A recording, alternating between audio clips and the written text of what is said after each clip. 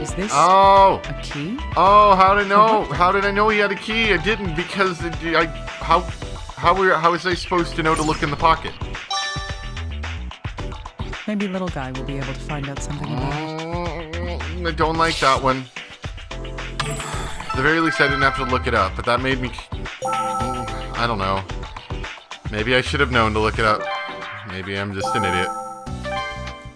But still, that's like the first time we've ever found anything like in somebody's pocket.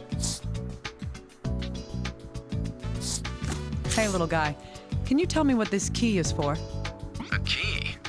Let's see. This is a very unique key. It involves magnetism. Magnets? What could a key like that be used for?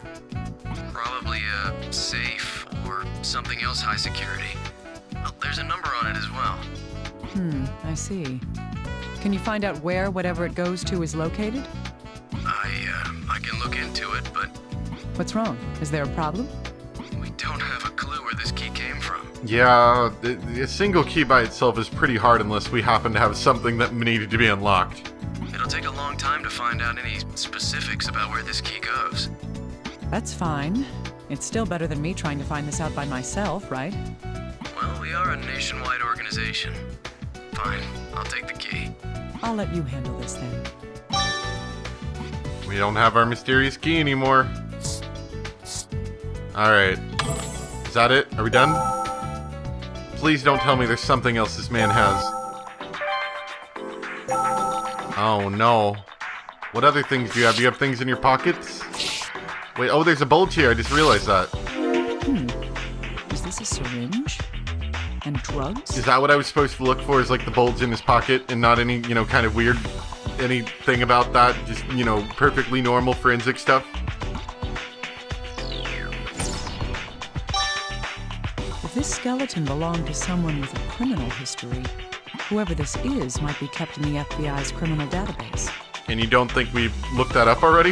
If I ask little guy about this, it might be easy to find out just who this person is.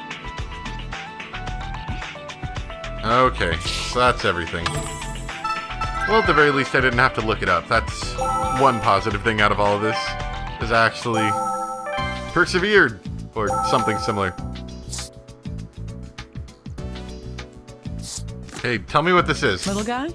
I need What's you to in here? analyze something. Is this drugs? Yes, of course. Huh, what's this? I think it's drugs. I found this in the deceased's personal articles. I get the feeling that it may be drugs. It might be drugs. I see.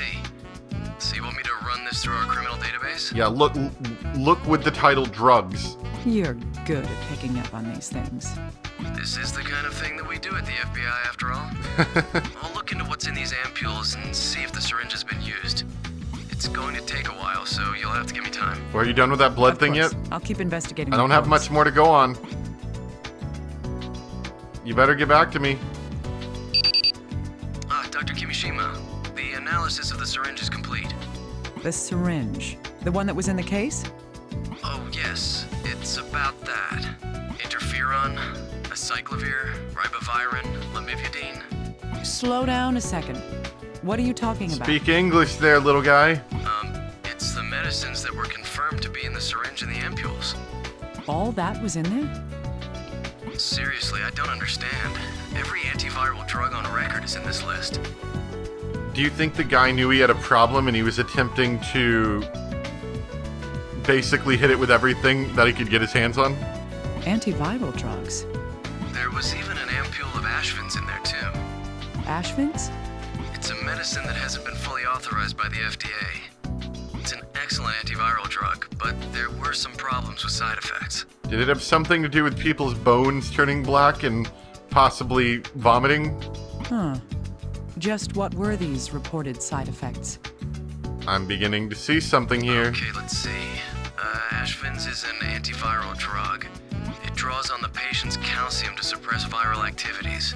So, it degrades their bones. If used in excess, the subject will become calcium deficient. The body then draws calcium from the bones and it leads to all sorts of complications. A drug that robs calcium from the bones. Sorry about that. Had a phone call I had to take there. Well, that isn't its purpose. course, but that is what happens. I see. Something bothers me about this, though. The deceased had a large amount of antiviral drugs in his possession, along with a dangerous, unapproved drug that caused calcium deficiency in the human body. Well, it's obviously that he knows that he had a problem and he was attempting to somehow deal with it, even if it didn't necessarily work.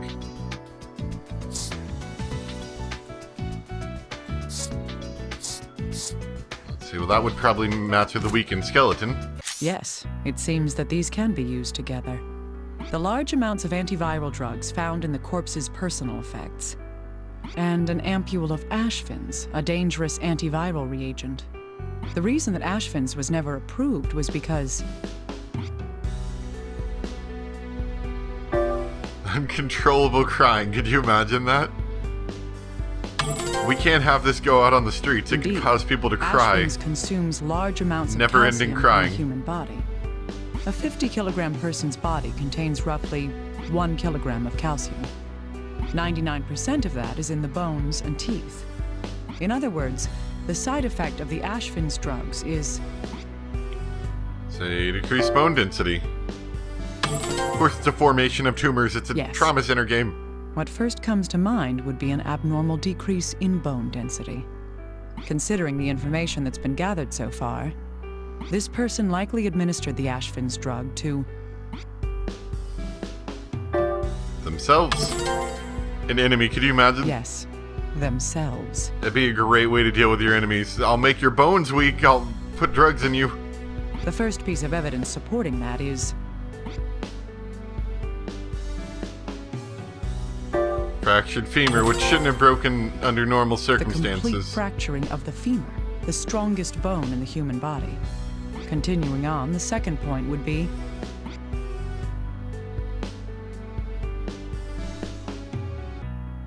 Loss of the meniscus, I think? Yes, excellent. yes, the loss of the meniscus in the left knee. Thus, we can deduce that the person's weakened skeletal system was due to the side effects of the Ashvins drug. I have a bad feeling about this.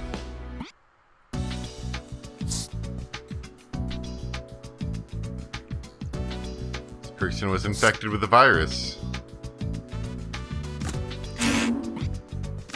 Yes, it Oh, seems there that we these go. can be combined. Oh yeah, because of the grinding off of the virus and the gotcha. These bones passed on the viral hemorrhagic fever via contact with mucous membranes. And whoever this was, they had been taking large doses of antiviral drugs along with a dangerous unapproved one. It's likely that this person was Infected with a virus, or he's a terrible doctor, one of the two. yes, this individual had been infected with some kind of virus. That virus itself was... If that's the case, then the cause of death was... I should stop making conjectures. I need some hard evidence to back these theories up. Hemorrhagic fever causes hemorrhaging from all over the body, along with other various conditions. If we could find traces of that disease...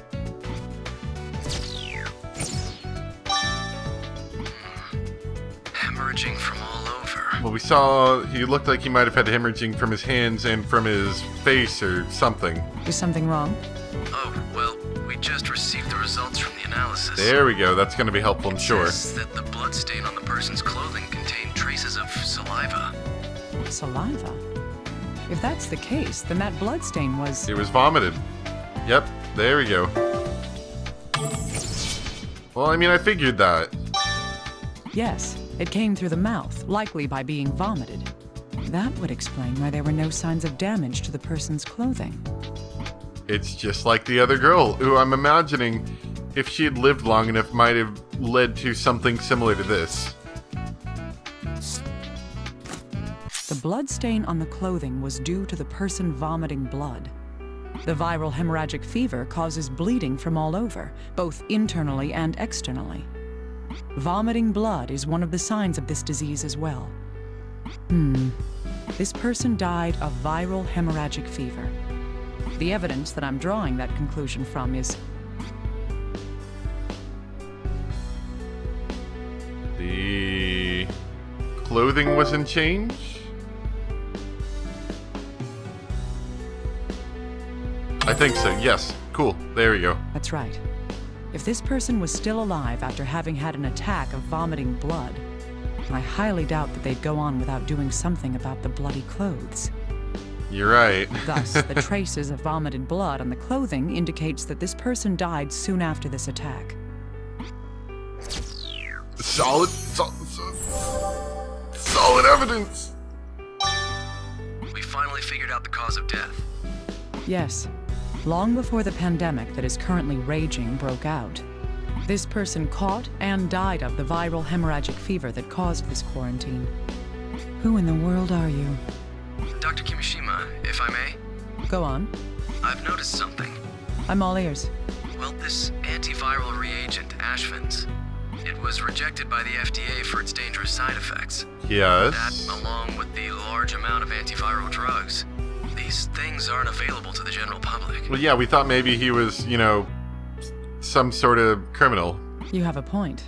Someone who would have access to these things would be...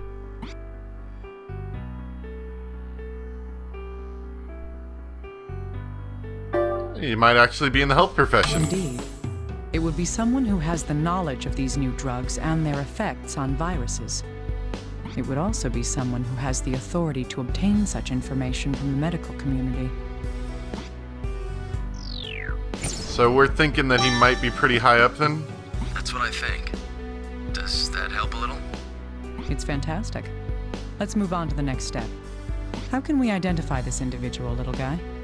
But all we have is the skeleton and personal effects. Can't we, check for teeth records or whatever it is? That shouldn't be a problem. Or is my opinion of you overrated? If this person is in the health profession, then the FBI database should have an entry. By studying the bones, we can narrow down just who this person was. Why'd you ask me if you already knew the answer to your own question? We don't have time for complaining. Look up details about skeletons in our forensics database. Send what you find over to my computer immediately. Yikes. Give me a moment. There, I found them. You want me to send them over to you, right? Yes. Now it's time for the grand reveal. Let's compare the skeleton's characteristics with our information. Then we can confirm just who this person is. Alright, what do we got? Determining gender. Assuming age. Assuming race. Oh man, look at all this. Estimating time of death. Oh wow. Different sexes have different pelvic shapes. Males have a heart shape. Females are more oval.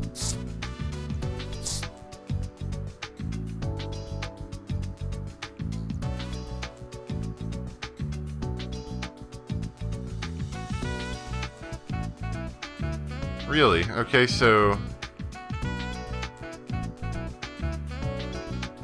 they're saying he's got to be over 40. I think.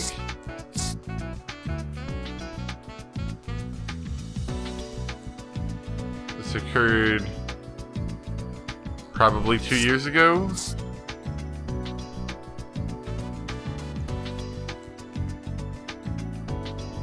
So is this Ethiopian? So what do we do? Send him to him? What do I do? Do I have to go and check these things on the skeleton, maybe? 15 types of amino acids were detected in the skeleton. There was a very high concentration of nitrogen as well. If I compare this information with the materials available... That would be about 2 years ago, right?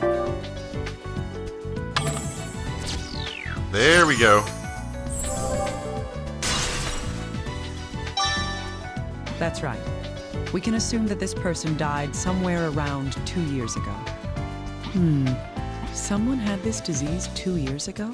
Long before this pandemic began? That actually is pretty interesting. This fact alone won't get us anywhere. But if I consider it in light of other information... Sounds like something that's going to have to do with CRSO1, doesn't it? Assuming age. Do these get matched? I think we need more details. from the skeleton, maybe.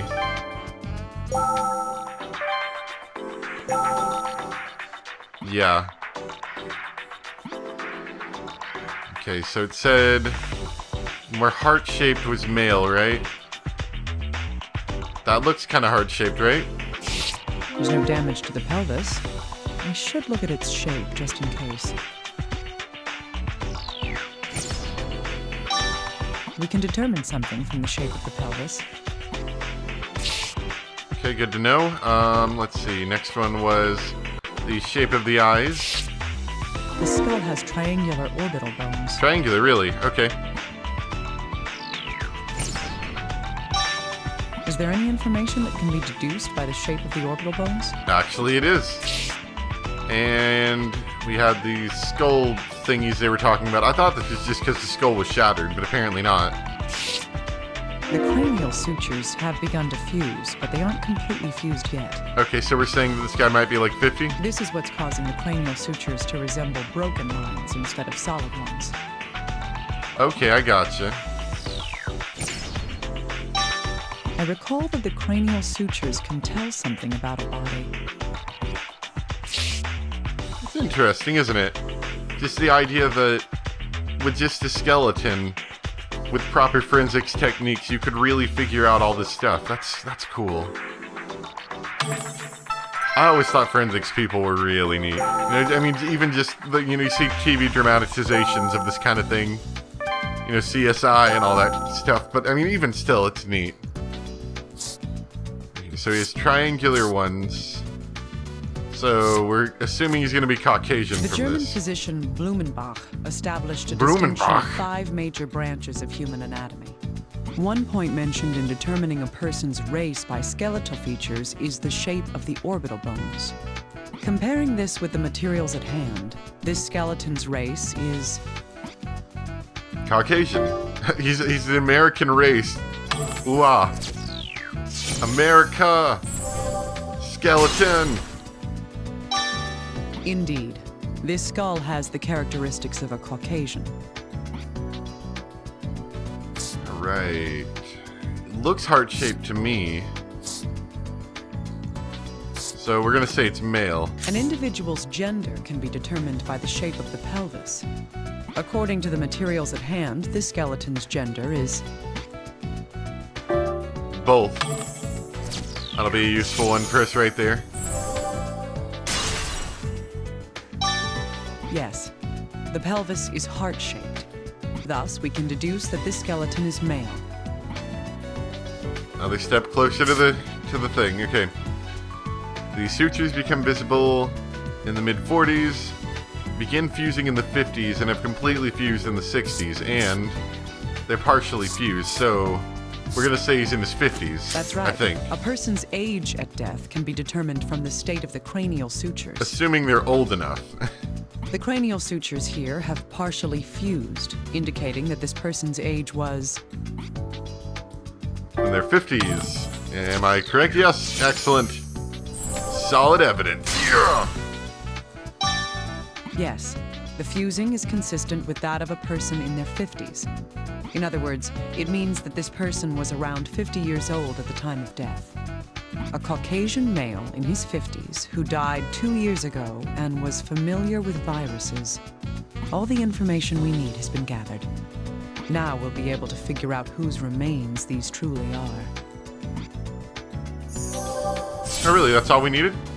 Excellent. There we go. There's now enough here to solve the mystery. We couldn't identify this body after all. But there is an important fact that I understand now. First, let's sort out what we do now. We'll talk later. I wonder if it's CRS-01's, First like, is the mentor time guy or since whoever that death. was.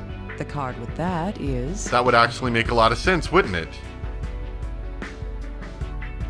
Time since death was 2 years. That would make a lot of sense now that I think about it. Yes. The nitrogen and amino acids in the bones prove that. Remember, the body's soft tissue was gone before it was found. This suggests that the body wasn't underwater or buried. Next, I That's have true. the card stating the gender of the body. I wonder where they got these bones from. We don't really know that, do we? Anyway, pelvic shape tells us it was a male. Correct. The shape of the pelvis, the face, and bones prove that. However, he had a thin build. He could hardly be muscular. Next, the age. This card tells our findings. Let's see, about 50 or so. Yes, the cranial sutures have fused with age. This proves that this person was at least in his 50s. It's possible to determine his race as well.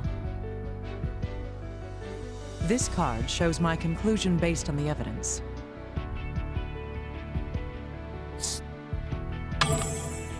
Racial differences are mainly exhibited in skull shape. The eye sockets, cheekbones, nose ridge, it's clear. Our next clue is his occupation. Now, this is only speculation, But that's okay. but I We can believe speculate this whatever card the heck we shows want. what he did for a living. He's probably some sort of medical professional. This is just sounding more and more to me like this is the same guy that CRS-01 was under. Yes, if the items belong to him, he was in medicine. In addition, it's likely that he worked in pathology. Now then, what was the cause of his untimely demise? Lots This and lots of card vomited shows that blood. reason. Though I find it interesting, if he died 2 years ago, and those clothes were exposed to the weather, don't you think it would have, like, his clothes would be a lot less together? A virus living within a corpse long after the host dies. I don't want to believe it, but bones don't lie. The virus passes into the mucous membranes on contact. He died like the man Gabe diagnosed, hemorrhagic fever. He understood what was happening. He knew why he died. Well, yeah, obviously, he was trying He to knew, give himself And it antivirus stuff. shows in the last words he had to say. In fact, he probably knew the dangers of that medication, I'm guessing. But he knew he was kind of at his last step, so he's gonna go for it. He's enticed by the devil. My son, do you think he's referring to CRS-01? I was enticed by the devil. That's sounding about right. My son, forgive me. I was enticed by the devil. That is the truth, illuminated by the light of this life. With this in mind, I can use the data to find an individual. He's... Don't hold back on me. Don't hold back on me. I mean, I already kind of figured it out, but don't. Hey, you listening? Where are you going? Just be quiet and follow me. We need to talk to the chief.